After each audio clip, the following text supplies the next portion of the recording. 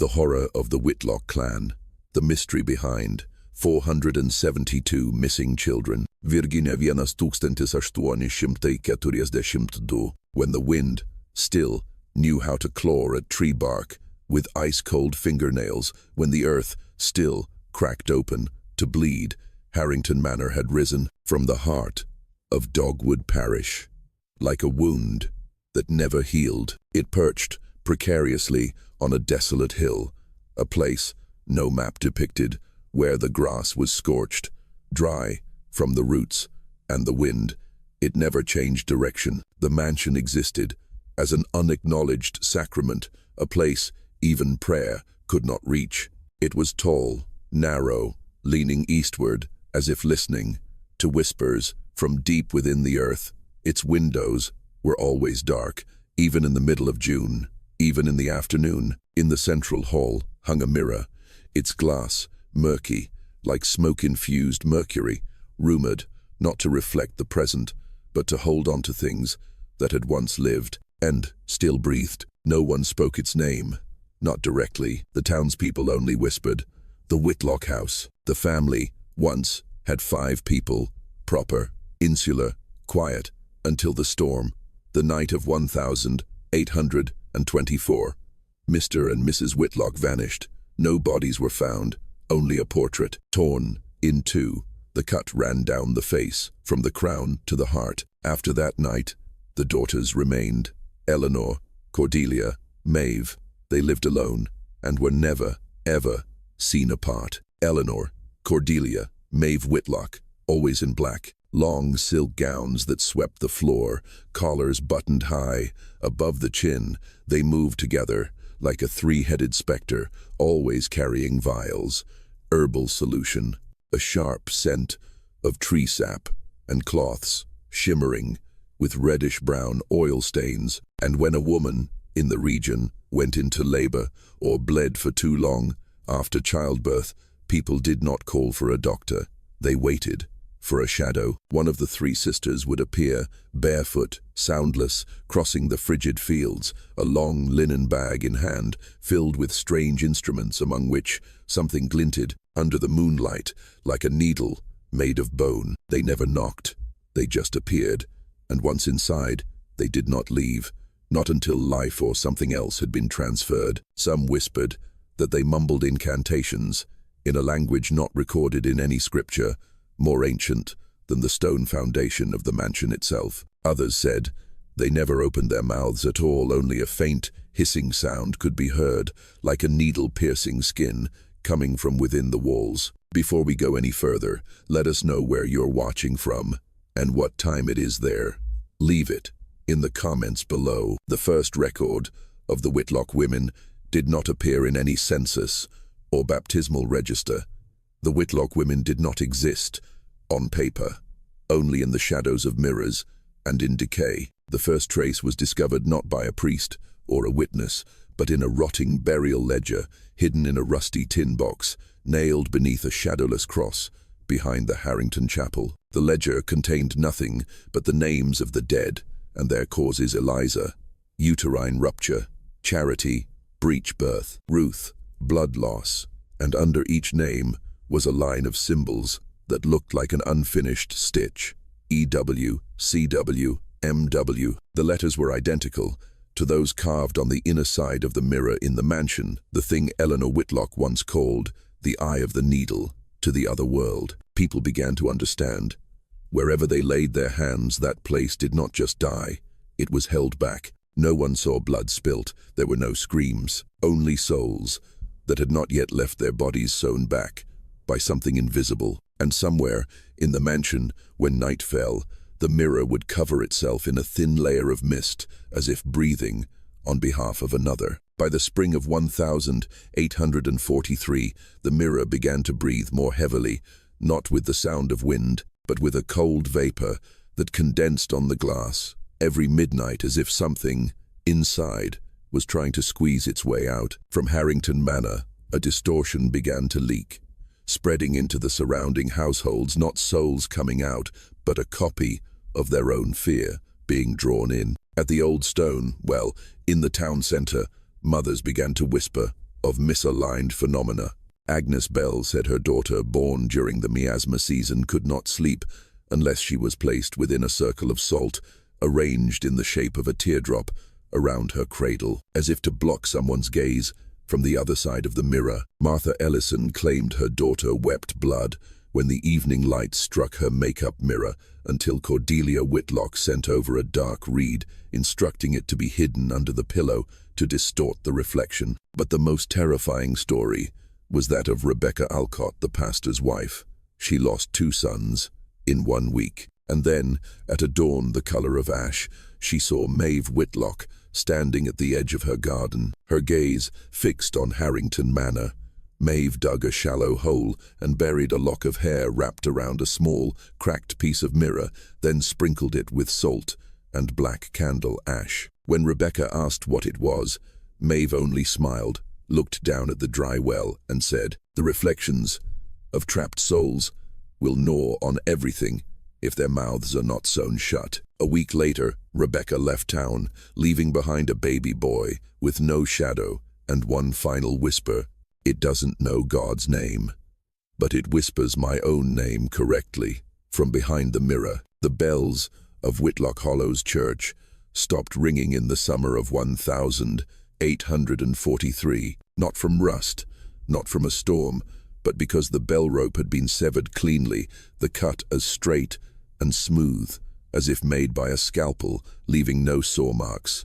No one saw it happen, but everyone whispered, their eyes glancing towards Harrington Manor, where a light still flickered through the dust-caked glass, especially from the northern mirror room, which no one had been allowed to enter. Since Eleanor's time, the Whitlock family never appeared at holy services. No kneeling, no sign of the cross, no singing of hymns. They stood at the back, motionless, as if listening to a different rhythm, a ritual that needed no church, only a reflection. Then came the ash fever, which swept through the town, an invisible fire, burning from within. 12 people died in less than a week. And in the chaos, Cordelia Whitlock was the first to appear at every threshold, carrying wooden bowls of steaming tree bark, her mouth whispering strange syllables as if pronounced from a throat, reflected in a mirror. All who survived the fever told the same story. A sound echoed like a horse's hooves on cold stone, ringing in their ears during their delirious fits. And then an ice-cold hand pressed down on their chest, holding tight, keeping something that was trying to emerge through their skin from within. The doctor called it mass hysteria. The priest called it a sign of the devil. But Cordelia only said, "When the body burns, the mirror cracks, and if we don't keep what is inside, it will find a way to reflect into another." One night, in early August, Levi Donnell, a 9-year-old boy, dared to do what the local children only spoke of in daylight. He climbed onto the back porch of Harrington Manor, where the light from the mirror room never fully went out, only flickered, like the eye of a blind person searching in their sleep. Dared by his older brother, Levi was supposed to touch the black wooden door of the northern corridor, right where the mirror was kept, under a red velvet cloth, and run back. But he didn't run, nor did he scream, nor did he return on time. When dusk fell and Levi Donnell had not come back, his older brother ran down the hill, his face drained of all color. He ran up to the porch, touched the mirror, as promised, the boy said, and then he was gone. His voice broke like a thin piece of glass. The adults trudged up to Harrington Manor, carrying oil lamps and ropes, calling Levi's name over the cold, iron-like steps. The door was not locked. The house was not dark. The 3 Whitlock sisters stood at the end of the corridor, their shadows leaning long in the light, as if defying the angle of the lamps. Cordelia said, "No one came." Maeve said, "We did not open the door." They both looked down at the floor, as if waiting for someone to step out from beneath the floorboards. "No one was led in," Cordelia repeated. "We called no names.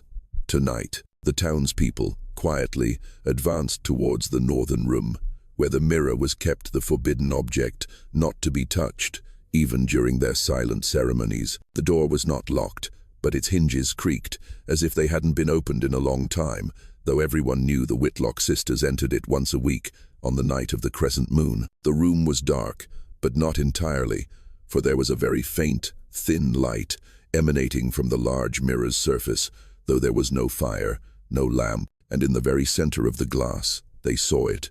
A handprint, a single one, pressed deep, every knuckle distinct. But something made the entire room turn cold. The handprint wasn't pressed from the outside onto the mirror's surface, it was pressed from within, and its size was strangely wrong. Too large for a child's, too small for an adult's. Like the hand of a being, stretched while it was still forming. No one said anything more. No one knocked on the mirror. No one questioned the three sisters. They just backed away, one person clutching their chest, hearing their own heartbeat, very clearly, but unsure if it was their own, or something beating softly from behind the glass. The town council met in secret as the first frost touched the chapel roof. 4 men and 2 widows huddled in the stone cellar, surrounded by a list, written in a trembling hand, the paper yellowed to the color of ash. The names of those who had given birth to children who did not cry. The names of those who saw light coming from a place with no windows. The names of those who stood before a mirror and saw no face. Every list ended in one place: Harrington Manor. The Whitlock family, the pastor who had blessed them 5 Christmases before, now refused to say the name of that house aloud. "God has turned his back," he whispered, his eyes fixed on a small crack in the stone floor, as if afraid it would breathe again. No one voted, no one argued. 3 would be sent, 1 for each room containing a sealed object. They would bring gifts of thanks, tallow candles, elderflowers, and clean sheep's wool, not to befriend them, but to see if anyone was still on the other side of the mirror. Only 2 returned. The third, Joel Minton, a tanner, was last seen entering through the moss-covered stone gate at twilight. He carried a carefully wrapped cloth bag that had never been opened. 3 days later, the bag was found under the east porch. The flowers were not crushed, the wool was not wet, but Joel's boots stood upright on the stone step, as if he himself had slipped his feet into them and dissolved. Rain had fallen all night, but the step was bone dry. No one asked anything. No one knocked on Harrington's door again. Only a child recounted. At night, if you stared long enough at the mirror room of the mansion, you would see a man with no eyes, but with 3 shadows. By the end of that year, children stopped being born. No cries, no labor pains. Couples began sleeping in separate rooms, not because of discord, but for fear of giving birth to something not quite human at the hands of the 3 Whitlock sisters. The fields around Harrington Manor were abandoned, not because the soil was barren or the weather was bad, but because no one dared to plant anything where the shadow of that building might reach. The Whitlock mansion grew quieter. No more light from the northern window.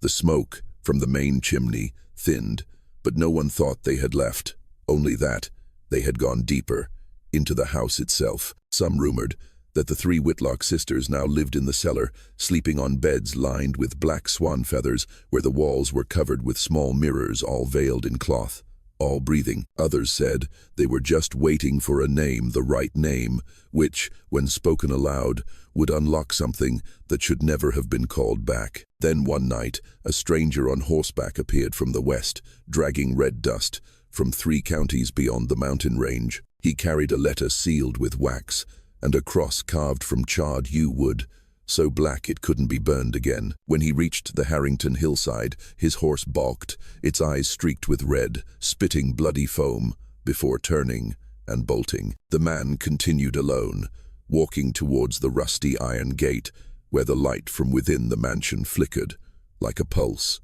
The next morning the sun rose, as red as a heated blade. The man, the letter, and the cross were never seen again. But that night, the cloth covering the large mirror in the northern corridor was gone.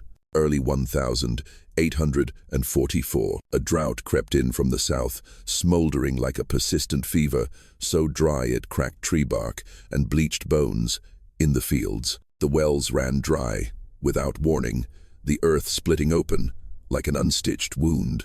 Frogs disappeared. The rain stopped calling its own name, but on the slope above Dogwood Parish, the garden of Harrington Manor flourished, unnaturally. not just alive but living out of season, out of rhythm, out of nature itself. The grass grew so thick it dislodged the flagstones. Pale, white roots pierced through the iron fence, creeping like pallid fingers. Bruise-colored flowers grew in spirals, twisting around the stems as if strangling each other, and the fruit dripped a thick, syrupy liquid, a dark, golden black, that stained the stone like diluted blood. No one planted that garden, and no one dared to cut it down. When a schoolboy, the church warden's son, wandered too close, mesmerized by the sweet yet cloying scent like rotting meat, he returned with both palms blistered, red as if burned from the inside, and a fragment of a human tooth embedded in his ankle. The boy said, in a feverish delirium, "They breathe, they move. They knew I was there.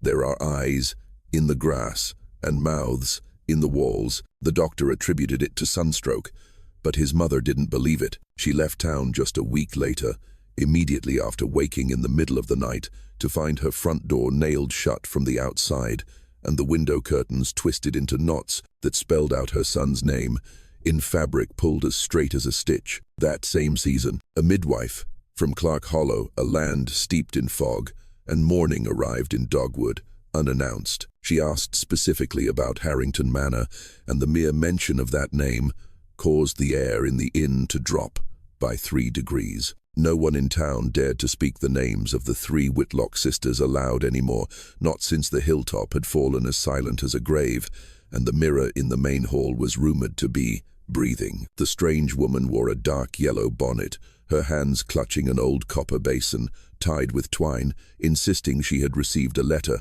summoning her to assist with the difficult birth. But no letter was found. None had been sent.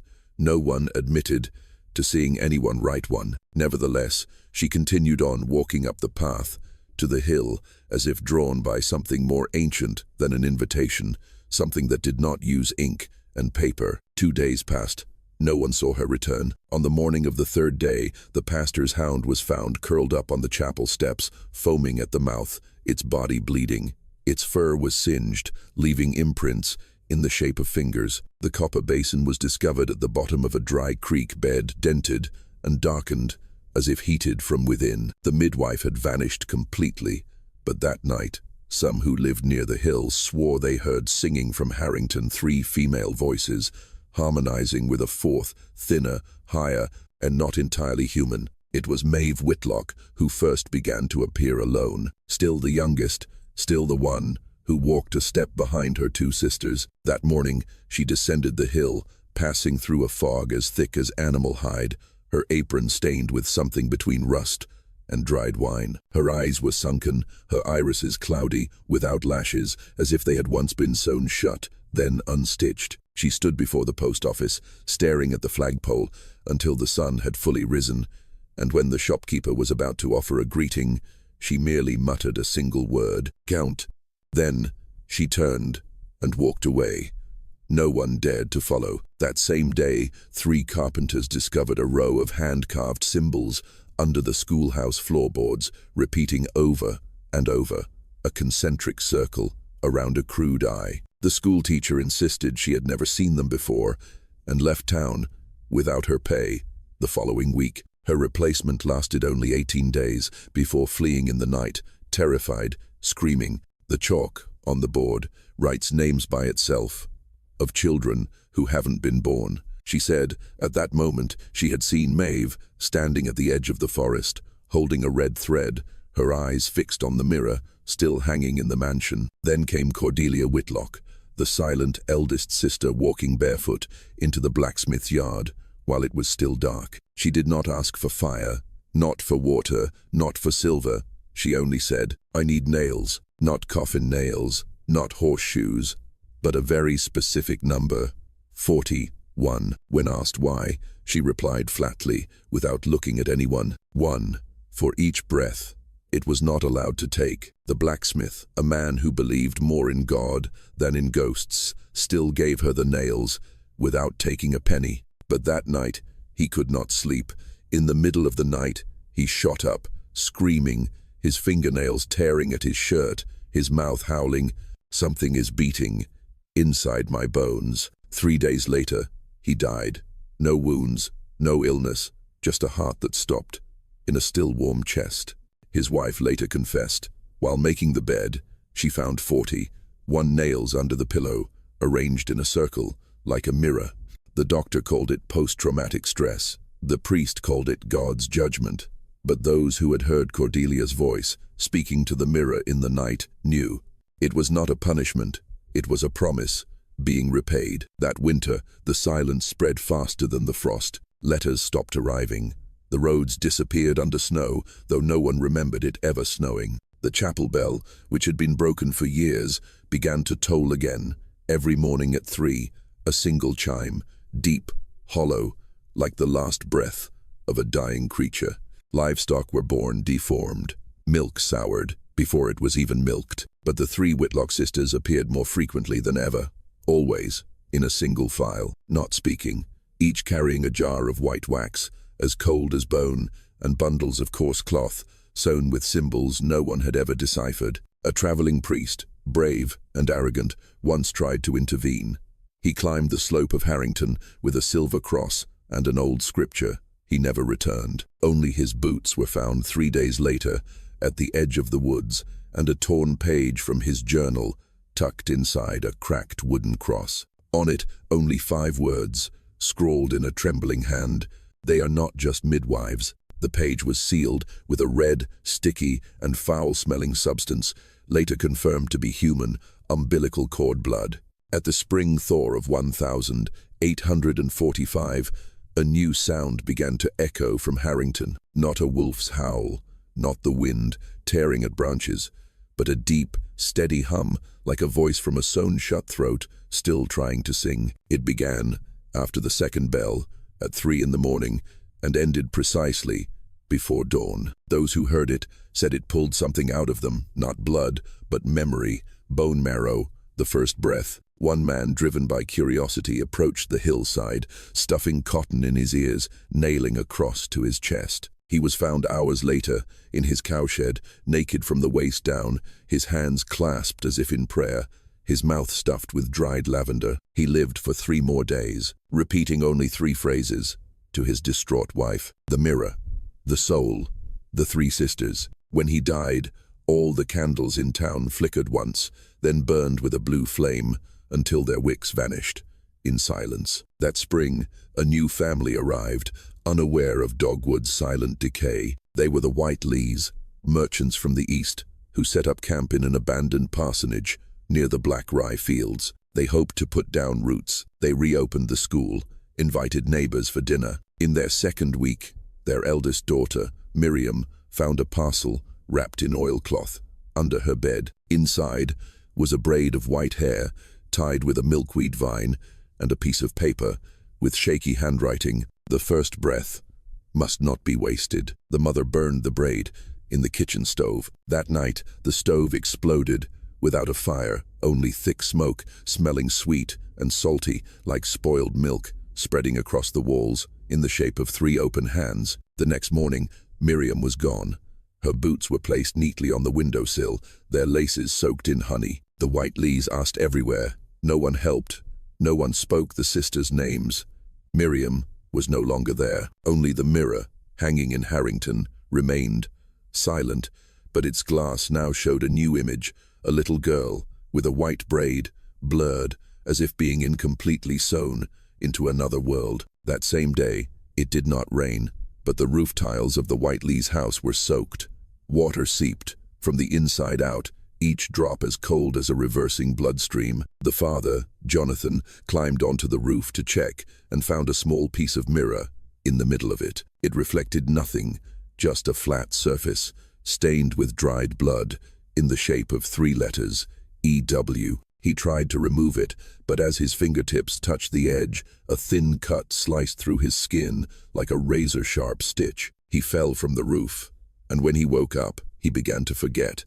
Not just Miriam, but his son, the stove, his own name. He wandered the town like a sleepwalker, constantly repeating, "The 273rd braid, the pillow is still warm, the thread hasn't been fully pulled." The people began to count. Another child in the area, The salt seller's youngest son began to draw with dry salt on his bedroom window. No one taught him how, nor had anyone ever seen the bizarre shape he drew, a pillow, but not the kind for sleeping, rather, something that looked like a knot of braided entrails, swollen and sagging, as if holding something that did not want to be held. That pillow, according to the boy, was stuffed with wax powder mixed with infant hair and curdled milk. In its center was a needle hole, with no needle, just a small empty hollow, like a breathing pore, and around it were spiral stitches, drawn with a trembling hand, as if each thread was weaving itself into the child's hand.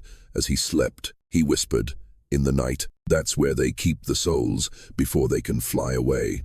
They have to wait for the thread to be long enough. They have to wait for the right mirror beat." The other children initially laughed at him, but then they began to dream of the same object, a pillow emitting a cold smoke, lying in the middle of a windowless room, and around it the slow, steady, unhurried sound of a needle piercing skin. They began to avoid mirrors, even puddles of water, because an old woman, one who had lived long enough to remember the last time anyone escaped the Whitlock mansion, had told them, "I saw the mirror move, not reflecting, but breathing.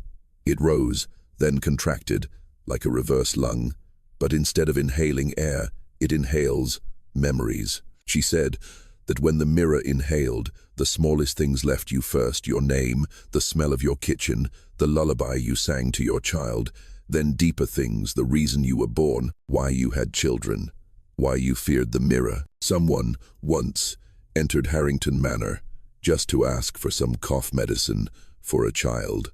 When she returned, she didn't know the way home, not because she was lost, but because the concept of home had been sucked from her mind. "That mirror isn't for looking," the old woman whispered, her eyes now blind, but her hands still fumbling, as if searching for the glass surface. "It is the stitch between two worlds, and every soul sewn into it will twitch whenever someone remembers its name." That night, the salt seller's window cracked in a spiral pattern. In his son's room, on the pillow, was a bone needle, its eye threaded with a red thread that was still warm. From that night on, the children in the area began to whisper in their sleep, not in their own words, but in old, strange, cramped syllables, like a thread pulled taut through their throats. Sentences no one understood. But when one mother tried to write down what her daughter uttered in the middle of the night, the letters began to twist into arcs that matched the stitch patterns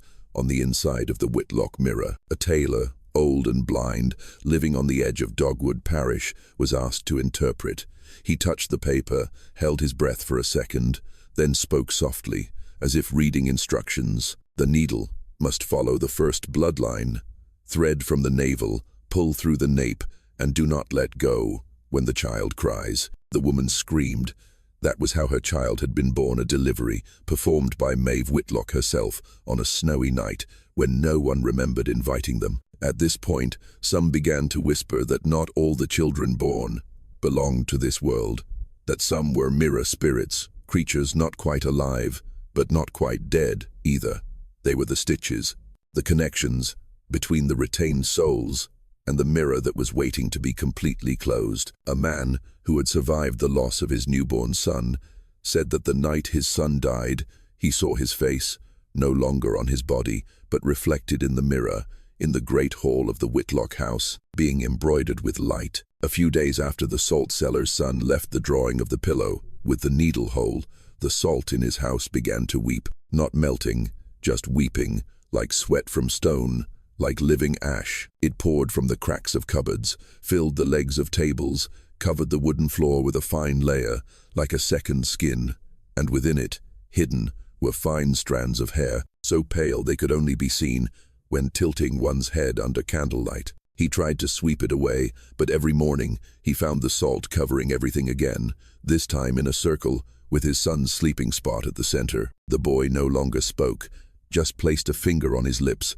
whenever an adult asked, not to ask for silence, but as if he were listening. Elsewhere in the village, the bone needle disappeared from the child's pillow. 3 days later, a mother found it between her daughter's fingers, piercing a small, half-finished piece of cloth on which was embroidered, in red thread, "Not blood, it's a joint." The girl had never learned to embroider, nor could she read. But when the needle was taken from her, she shrieked, as if being skinned alive, then fainted, with her hand reaching towards the sun, her index finger stiff as a needle. That night, the Harrington mirror breathed again. Those who lived near the hillside, where the mansion stood now, only referred to vaguely as that place heard a faint cracking sound from the glass, like ice melting into flesh.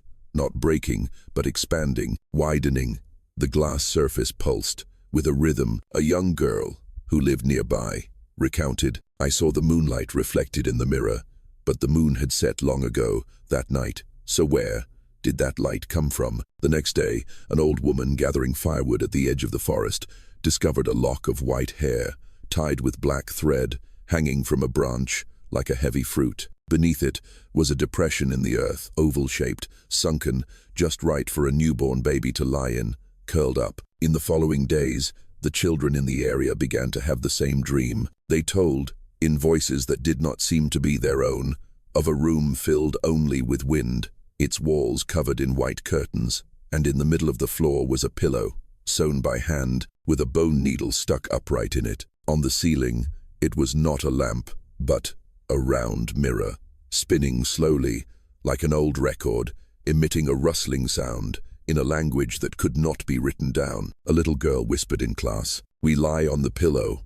Then she starts to embroider, but not with thread, but with us. The adults initially thought it was just a fever, a wave of nightmares spreading through sleep, until one father woke up, in the middle of the night, to find his child lying on his back on the floor, eyes open, mouth sealed, and surrounded by a chain of stitches made with blackboard chalk, each stroke broken, like a stitch completing a form. The boy survived, but from then on, he had no reflection in the mirror. At the threshold of June, a series of strange objects began to appear around Dogwood Parish, not on the streets, but on rooftops.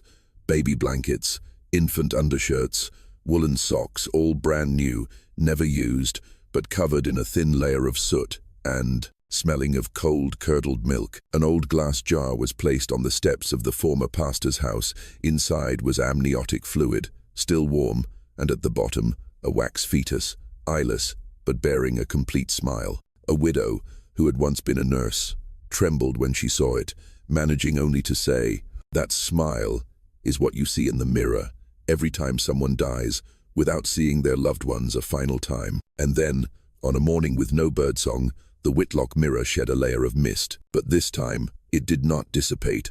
It clung, like a second skin covering the glass and beginning to move from within, not a reflection, but as if someone were turning over, like a fetus in a dark womb. That very night, a sound came from Harrington Manor for the first time in years.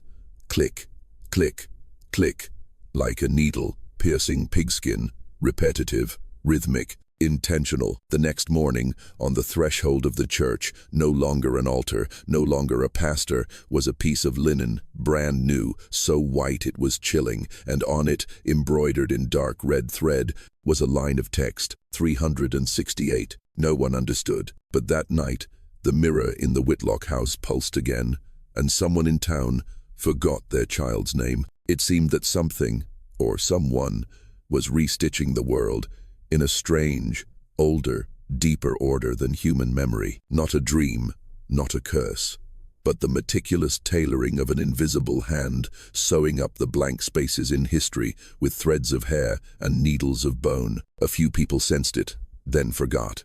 But one man did not forget, or if he did, he had learned how to sew back what was taken. They called him Silas Greaves, an old bookbinder who lived on the edge of Dogwood, where no other houses were built, only wild apple trees growing near stone graves, and a stagecoach stop. No one visited anymore. Silas was a man. No one clearly remembered arriving. No papers, no relatives, only the notebooks. He sewed himself, with thread pulled from old coats. People said he had lived there since before the three Whitlock sisters began to be called the midwives. He did not socialize, only traded books for candles, paper for dye.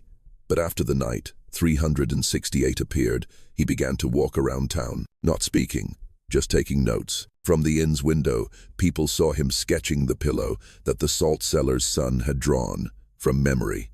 Without needing a model, he sewed it onto the inside of his coat. An antique dealer recounted that Silas had quietly traded for 3 old combs and a broken hand mirror. When asked what he would do with them, he replied softly, "They only reflect a part, but the needle's path is always straight."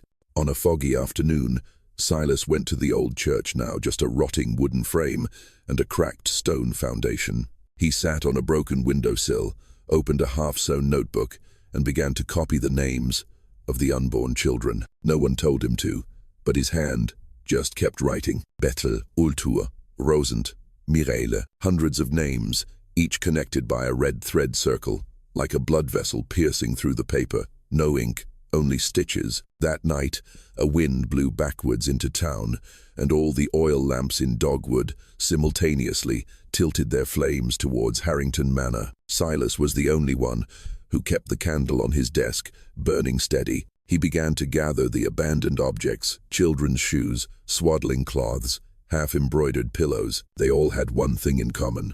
Somewhere on the fabric, there was the mark of a needle stopped mid-stitch, an incomplete fold, as if the sewer had been called away before they could complete the final stitch. He carefully undid them, removing each stitch, and recorded their direction. He recorded how the threads twisted together, forming a shape not meant to hold, but to pull. One night, he found a bone needle placed before his door. No wrapping, no paper, just a single white hair tied around the needle's shaft in a knot as delicate as milk bone. Silas was not afraid. He placed the needle in the middle of his notebook, sewed it into the book's spine, and whispered, "I know you don't use thread, you use time." That night, the Harrington mirror stopped breathing, but there was a tapping, very light, like from inside a mother's womb. Silas was not a man who believed in the supernatural, but he believed in repetition, and things that repeat, if sewn together in the right order, eventually reveal the shape of a story. He had notebooks that no one remembered giving him old birth, and death records, smeared ink, darkened paper, traces of dried blood. There was one volume, filled only with the names of infants, most of whom were never recorded in any baptismal register. There was another, smaller one, listing only dates and thread colors, red, brown, sometimes black, but red was the most frequent, and each red line was accompanied by a single drawing, a curved needle piercing through an empty circle. Silas began to cut out the pieces, to paste them together, to place them side by side, the names of the missing children not by family, but by chronological order, moon cycles, and each dry season, and in each of these seasons he began to see a pattern. After every 25 children, a sign would appear in public, a piece of cloth, an empty cradle, a wax-sealed lock of hair, a line of blood-stitched letters, or sometimes a strange reflection in a window where no one was standing. Then one night, he took out a magnifying glass to examine a piece of red thread cut from the shroud of an infant, abandoned at the chapel door years ago. That thread was no ordinary thread. It was hair, braided together, and inside it, hidden, was something smaller, a wax core, often used in sewing shrouds. Silas sat up all night. The oil lamp burned down to its wick. He turned back to the faded cover book, the handwritten volume, in an ink of unknown origin. In it was a note, a mix of Latin and a language he had never learned. The initial pain pulled through the eye of the needle. The blood of a child is the guide. Each soul must be anchored with a stitch, not allowed to escape, between the layers of the mirror. Silas stopped. Mirror, stitch, soul. And then he remembered something everyone else had forgotten. There was a mirror hanging in Harrington Manor, where the 3 reclusive Whitlock sisters lived, never apart. The mirror was carved with a bronze border, its frame twisting like the spine of a creature, and its surface did not reflect straight, but rippled, like a pond that had been breathed upon. He had seen it, as a child, when he had wandered into some funeral prayer in the woods. No one remembered who had died, but the mirror did. Silas knew. He had looked into it, and after that, he began to forget his mother's name. He started to mark it all down, again. Each red thread, a soul. Each birthing season, a cycle. and when he counted to the most recent mark, the number was 482. Silas no longer slept. From the day he saw the number 482, something within him had shifted, not his body, but his concept of time. Each toll of the nightly bell struck like a new stitch in the cloth that someone or something was completing. One night, while flipping through a ledger, a small piece of paper fell out. No words, just a circle drawn in dried ink and a strange symbol in the middle. 3 threads, twisted together, passing through a vertical needle's eye. Around the circle's edge were tiny, incised marks, like fish scales or like a child's fingerprints. Silas realized this was the symbol of the ritual, and then he remembered a book, without a cover, tucked between 2 pieces of old leather, with no author's name, only a title in silver ink, The Red Thread of the World, Beneath the Skin. The first page had no introduction, only a sentence: "That which is dead still waits to be sown." The book described an ancient ritual, performed only by hands that have cut through life. 3 midwives or 3 women who could hold life and not grant it. The ritual required a medium, a blood mirror made from the blood of the first stillborn soul, and mercury gathered from a place with no moonlight. That mirror did not reflect it identified, and during each birth, if the child's soul had not yet taken root in the world, it would be drawn into the mirror like an unknotted thread. Each soul was sewn back with a red stitch, usually hair, wax, blood, or a final breath. 500 souls, that was the complete number, not random, but the number of needle eyes required to open the stitch between the living and the dead, wide enough for a soul from below to return. But this was the part that sent a chill down Silas's spine. It wasn't just about resurrecting someone. The last page, the ink faded, but he could still read it. Each child's soul is not brought back but pieced together into a single body. Not resurrection, but reweaving. Their parents will not return as they were. They will return, sewn from the cries and blood of others. Silas backed away from the table. The room grew cold. The wind did not blow, but his chest heaved as if someone else were breathing for him. He understood. The 3 Whitlock sisters never apart, not because of kinship, but because they were 3 needles in a ritual that required 3 sewing hands. And the mirror in Harrington was the final eye of the needle. Only 18 more souls. Then the thing that lay beneath the floorboards of the mansion, the thing that had breathed, that had swelled, would be completely sewn. Silas exhaled, his hand gripping the edge of the book. It was not a simple ritual. It was a reverse gestation, a being that had never been born, not of this world, a resurrection not for the dead, but for something that had never been born, never had form, just a massive delusion, woven from 500 interrupted first breaths, each needle piercing the nape, each dream buried alive. The mirror, if it was the final eye of the needle, only needed those 3 needles to reflect, and everything would be reversed. There was only one way: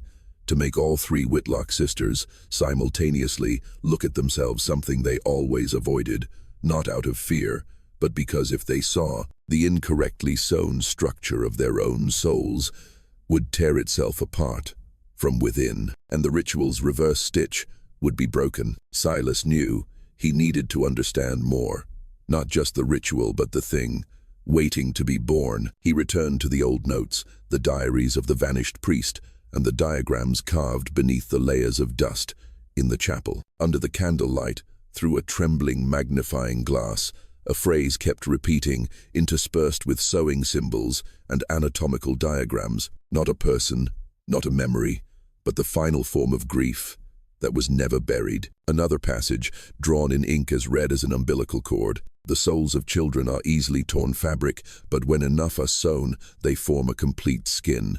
Beneath Harrington, it is convulsing, learning to cry, learning to open its eyes. Silas stood silently before the map of the floorboards he had pieced together from torn papers.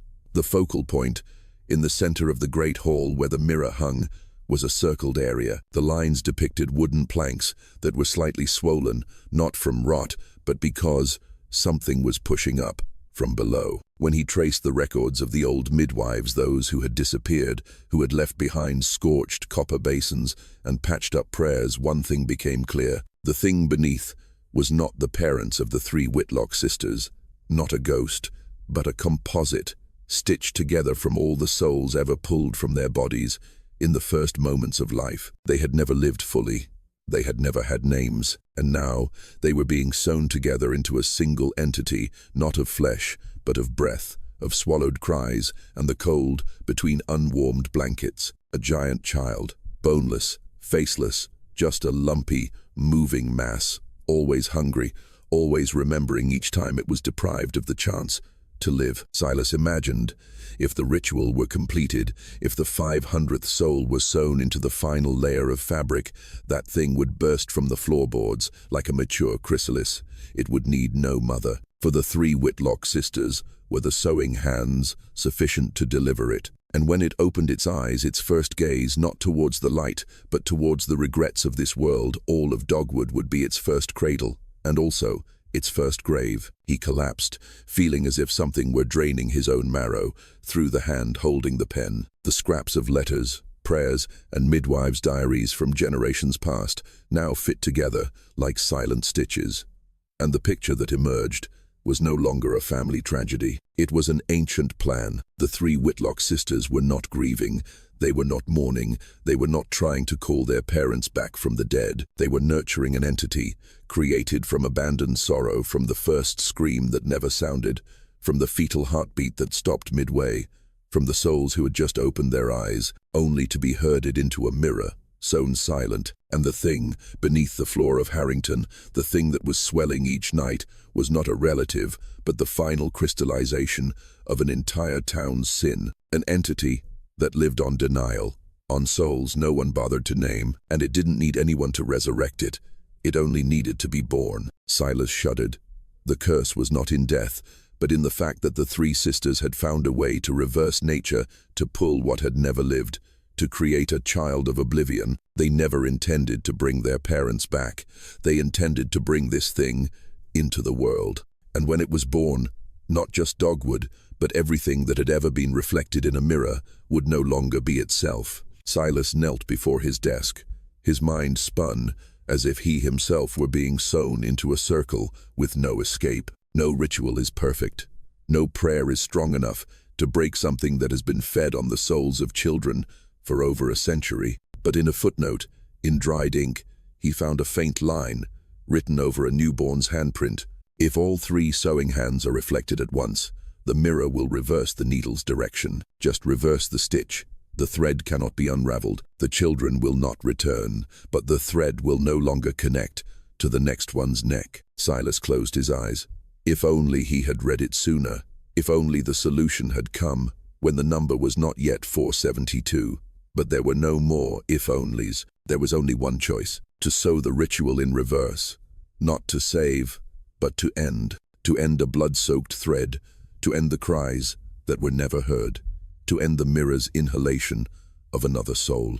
And he would do it, not to get anything back, but so that no one else would have anything more taken. That evening, as the fog from the foothills began to creep up the chapel's stone steps, Silas Greaves left his old bookbinder's hut. No one saw him carry anything other than a thick coat with missing buttons and a candle made of black wax that he had kept from a funeral with no relatives. He walked towards Harrington. No one saw him pass the stagecoach stop. No one saw him cross the field. Only a little girl recounted seeing a figure standing for a long time under the dry apple tree in front of the Whitlock mansion, a hand holding a black silk hat, as if to block the wind, though there was no wind that night. Then, nothing more. No thunder, no tremors, no brilliant light from the hill. Just this.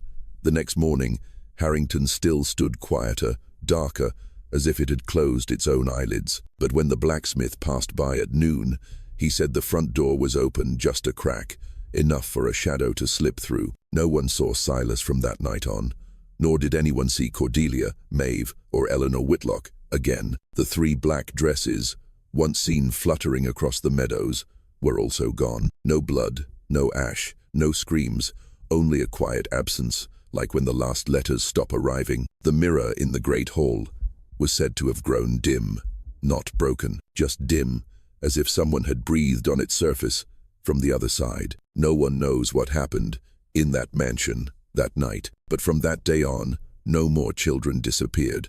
No more 3 a.m. bell. No more warm porridge in an empty cradle. No more cradles. No more mirrors. Only 3 empty chairs at a long wooden table covered in a fine layer of dust never before seen in Harrington, and a broken red thread lying silently in the wax palm of a nameless mannequin. No one dared to go near the house again. The house still stands there, on the edge of the faded hillside, as if waiting. No one saw the 3 Whitlock sisters again, nor did anyone mention Silas Greaves, the old bookbinder, who disappeared on the night the wind changed direction, the last to cross a threshold from which he never returned. People say, the mirror still hangs in the great hall. Its glass no longer reflects a human figure, just a deep, dark void, so silent that you can hear the sound of a needle sewing through flesh if you stand close. And if you listen long enough, really long enough, you might hear something fragmented, repetitive, like 3 female voices, whispering on a breath. Was the ritual broken? No one knows, for sure. All that is known is this: no more children disappeared. No more chapel bell at 3 in the morning. No more warm porridge in an empty cradle. But no one dared to bring their children near the hill either. And every time the wax season comes, when the wind blows backwards and the datura flowers bloom late, a scent of rust mixed with spoiled milk creeps through the fog, making young mothers grip their children's hands a little tighter, not because they fear something will come, but because they aren't sure it has ever left.